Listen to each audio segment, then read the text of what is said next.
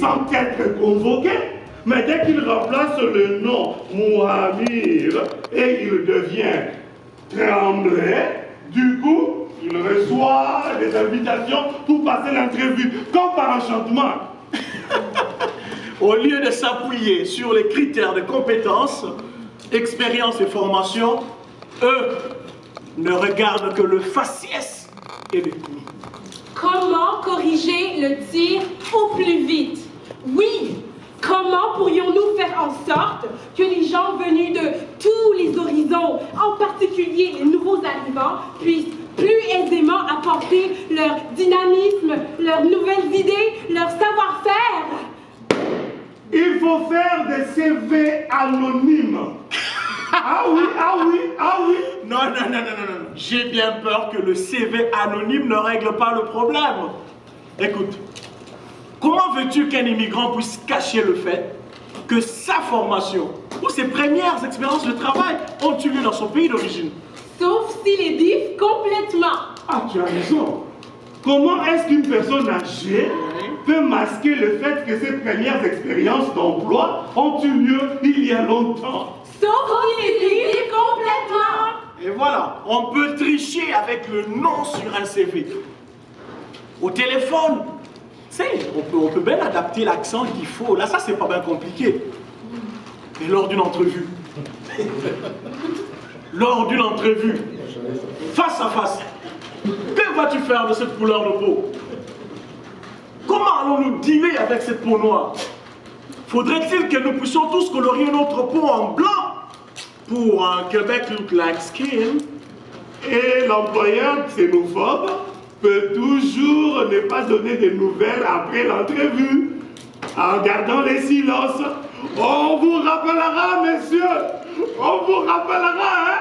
Mais il ne rappellera jamais!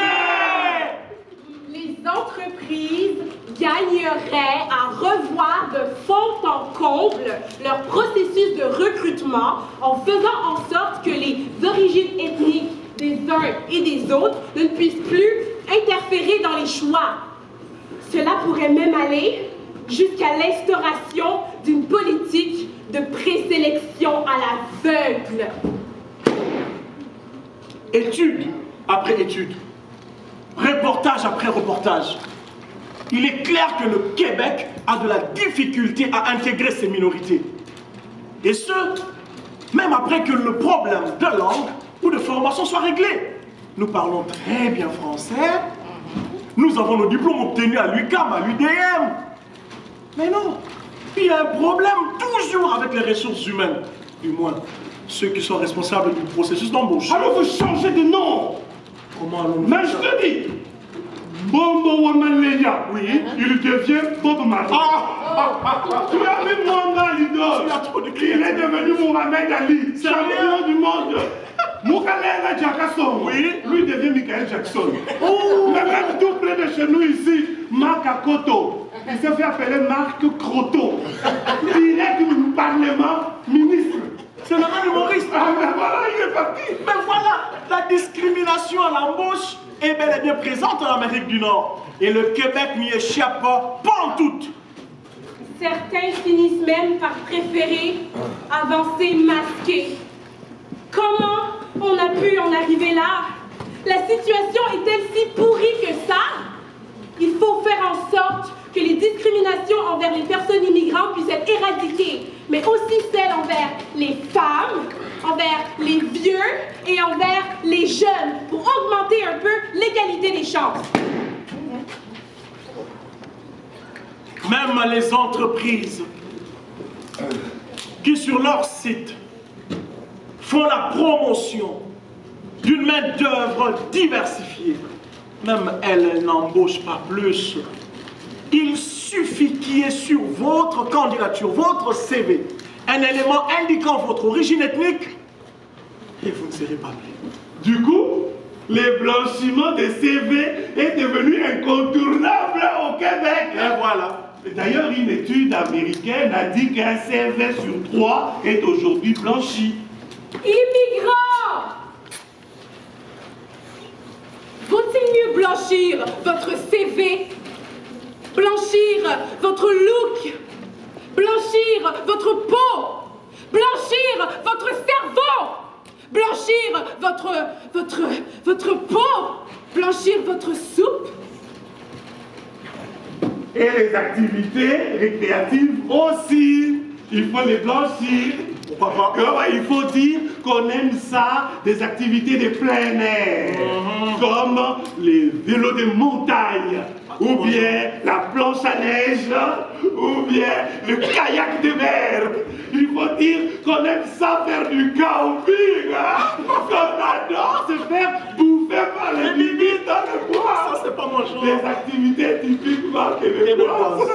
Ton arrière-arrière-grand-père, il a défriché la terre. Ton arrière-grand-père, il a labouré la terre. Puis ton grand-père a rentabilisé la terre. Puis ton père, il a vendu pour devenir fonctionnaire. Et puis toi, mon petit gars, tu te trompes que tu vas faire dans ton petit 3,5. Ben cher et frais ton hiver, il te va des envies de devenir propriétaire. Et tu rêves la nuit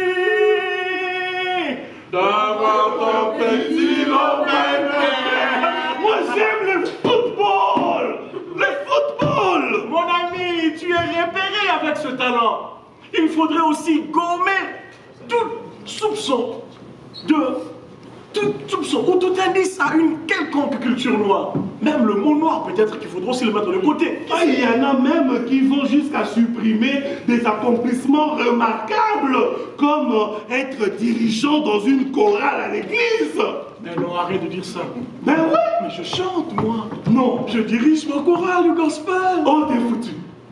Doucement. Ah, t'es foutu. Sainte. Ils vont pas te prendre. Hein? Dans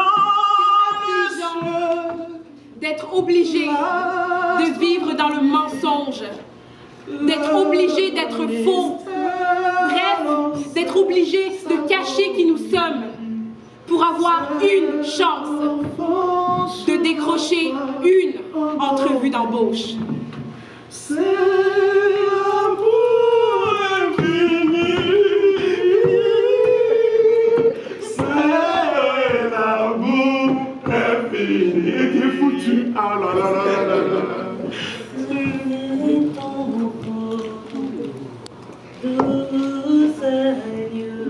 Et ils prennent pas des chrétiens. C'est déplorable. Non seulement pour ceux qui en souffrent au premier chef, mais pour les entreprises elles-mêmes, qui se voient privées de talents exceptionnels, pour ne pas dire d'avenir, par pure bêtise. Conduisons les troupeaux vers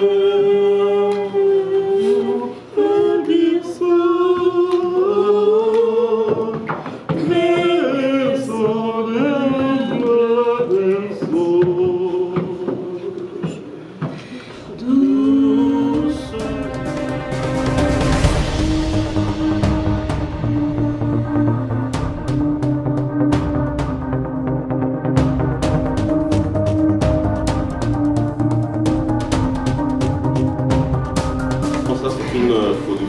Qui a été financé par la ville de Montréal dans un programme qu'ils appellent PMI. Et pour qu'on ait une autre production, il faut que nous allions chercher du financement pour pouvoir organiser tout ça. Un très beau spectacle. Malheureusement, un spectacle qui donne la réalité que nous vivons tous les jours. Le blanchiment des CV, je ne suis pas arrivée jusque-là, mais la discrimination à l'embauche, je l'ai vécue. La beauté du jardin, c'est la diversité des fleurs qui se trouvent dans le jardin. Alors si on vient dans un jardin, on enlève les fleurs, on laisse une seule couleur de fleurs, ça devient unicolore, rien monocolore. Le jardin n'aura plus cette vraie beauté-là. Nous attendons qu'on nous offre l'emploi.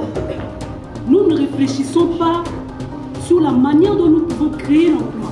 Ce que je vous dis, c'est une réalité pour plusieurs.